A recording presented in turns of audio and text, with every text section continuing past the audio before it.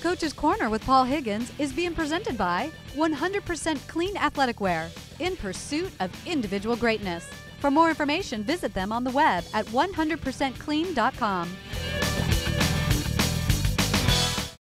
Hello everybody, I'm Paul Higgins and welcome back to this week's edition of Coaches Corner, on location here at the Shops in Mission Viejo, talking Pro Kids Baseball Academy. We'll get into that, but first I want to let you know, if you're coming to the Shops in Mission Viejo, a couple new stores you want to look out for because they're always opening.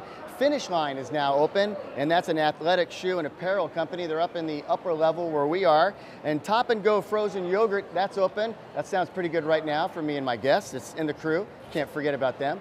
They have 8 flavors daily with a topping bar, so make sure to check out that. Also, L'Occitane, and that's now open. They feature skincare and fragrances, and I could probably use the skincare. I will let Mark do the fragrances. So thanks for joining us on this edition of Coach's Corner, talking Pro Kids Baseball Academy. Mark Przybylak and also Mike Lamb. And I want to ask you, can a poor hitter become a great hitter? And if so, why?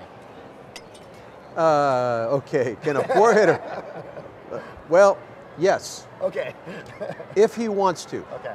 If he wants to, and it depends on what your standard is by great. Is it Major League great, or is it great for his age group, for the area that he plays out of, okay? Yeah. So I believe a kid can get better. It depends on how hard he wants to work at it and what he's willing to do. Yeah. For me, you can't build a building without a good foundation, okay? So it all starts with the feet, it all starts with the stance, and you gotta be willing to get uncomfortable in order to get comfortable with a real stance. So sounds like a golf swing. Yeah, it's so familiar. It's so similar with a golf swing, but I truly believe that if a kid has the patience to practice and master, these simple things, that the more complex part of it will come a lot easier. But you have to master the simple things first. So you got to be patient. The old, wax on, wax off. With the batting swing, there's sequence. There's certain parts to the swing, the stance, the balance. I learned from Mark McGuire. Mark McGuire said, I said, Mark, can you give me one pearl? There's one pearl, your last dying breath, what would it be about hitting? He goes, see the ball. Okay, that leads me to my question. Man, you and I are right on the same path. Mike, you have seen thousands of pitches in the major league level, thousands more in the minors and before that. Do you ever really see the ball? Because what I heard once is that they swing at a location, they really can't see that ball coming in at 90 miles an hour. Can you explain that to me? Yeah, you do see spin, rotation. When I was locked in, I could see the pitcher's hand, do something weird, and I knew something weird was coming. Kidding. But technically, you lose sight of the ball. I think it's like 6 feet in front of home plate. Because it's happening just too fast. You can't follow it.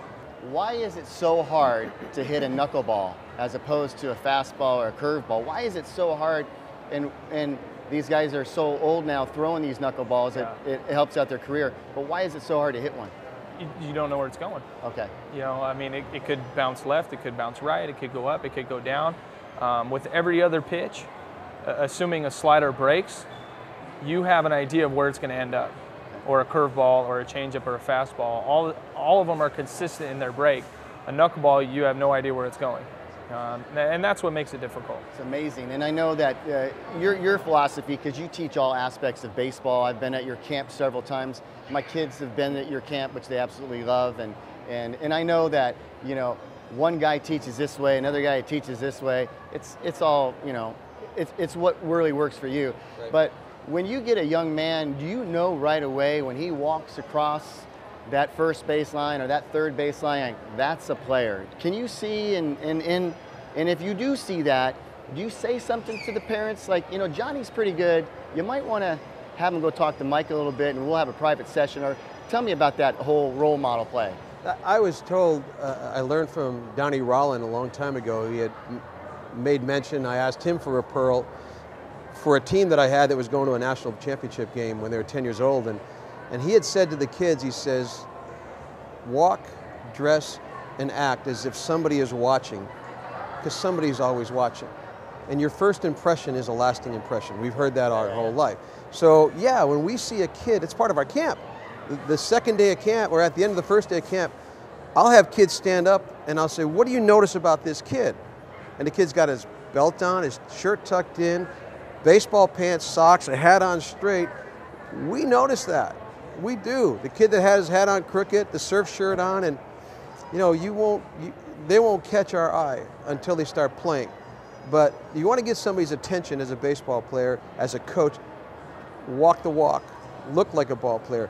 My son Casey was actually noticed by a coach from Fresno State while playing a summer league game. When he was there recruiting pitchers, my son happened to dress like a ball player, carry himself like a ball player, throw like a ball player, but he was playing third base.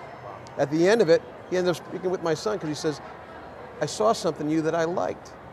And it was like it went right back to Donnie Rollins saying, look, act, dress like a ball player, you'll catch somebody's attention. Mike, I wrote down a few teams that you played for. Of course, notwithstanding the Cal State Fullerton Titans, Texas, Minnesota, Florida, Houston, and of course with the Yankees, you had some association with them last year. Is there a memorable team and city that you played in that you go, I would go back and play for them again? Oh, that's tough. I mean, I had my most success with the Astros, and the Astros were always one of those clubhouses where guys did come back. You know, Osmus left, came back. Well, Bagwell and Biggio never left, but there were guys that did do that. And while I was there, my only experience before that was the Rangers, and I don't think I was able to appreciate what really went on in that clubhouse until I left. And then it was like, oh my gosh, yeah, it was really cool, you know. From Bagwell, you know, the superstar of the team, to the rookie that just walked in, you could go back and forth a little bit. Obviously, you respected Bagwell's place in the clubhouse, but you know, everybody could talk to everybody, and I can't say that I experienced that in the other clubhouses as much as I experienced it there. I've got about 30 seconds left in this segment before I got to let you go, but your most memorable moment, if you can do it within 30 seconds, you know, as we close out this segment, that happened to you in baseball. It doesn't have to be major leagues, just any time. Oh man, there's so many. One of the funniest is when I did get my first call up. It was 2000, and I had to leave messages on answering machines because nobody had cell phones back then. Yeah. So I was leaving messages on all my parents and you know, my wife. She was my girlfriend at the time, but just the way everything has changed since then. You know, I was calling from a payphone, leaving messages because nobody was home. Right. So that was pretty memorable. Yeah. Well, I appreciate you joining us on the show, Mike. I know I'm going to see you out there on the baseball field again with Mark. Congratulations on a fantastic career.